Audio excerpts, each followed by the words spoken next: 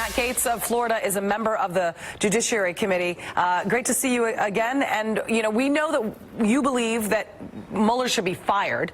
And your comments the other day regarding the fact that it seems as if he should almost get a mainstream media credential was interesting. Now this Trump dossier, basically the delays from the subpoena that was issued back in August raises a lot of questions.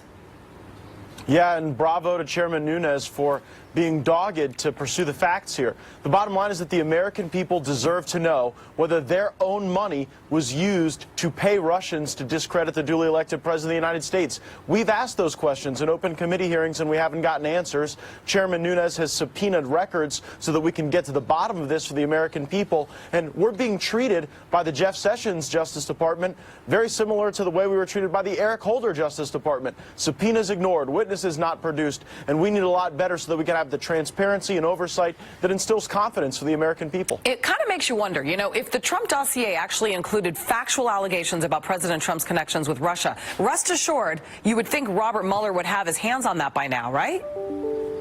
Well, absolutely, and there's no doubt that the FBI has their hands. The question is whether or not the FBI actually colluded with the Democratic National Committee, which we already know was involved in financially paying for this dossier. We also need to know whether or not the FBI actually used this dossier as an intelligence document, as a basis to go and obtain warrants to go and spy on Americans involved in the Trump transition. If that happened, it would be a devastating blow to the intelligence community. It would certainly show the type of bias that we've been arguing has existed throughout this investigation. What's also concerning are the inconsistencies, because Nunes basically says that the DOJ initially claimed the documents didn't exist when in fact they did and were subpoenaed by the House Intelligence Committee, which is investigating the Russian interference in the 2016 election. So then that begs the question, who should be questioning the senior DOJ and FBI officials? Is anybody policing them?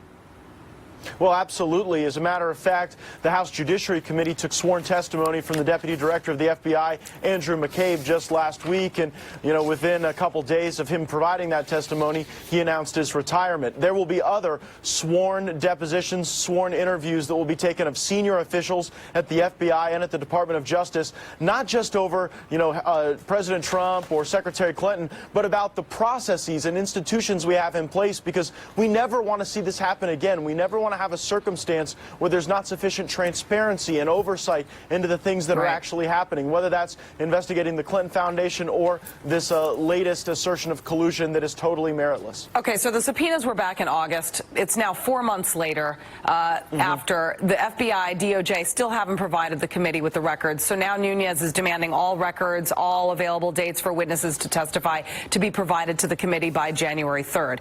Will the FBI and DOJ comply? And what happens if they don't?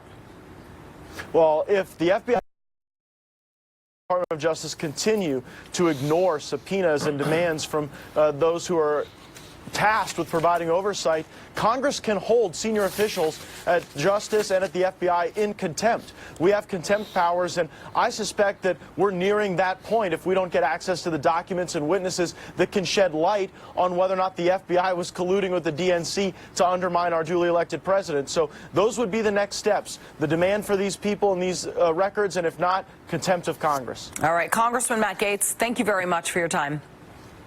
Thank you.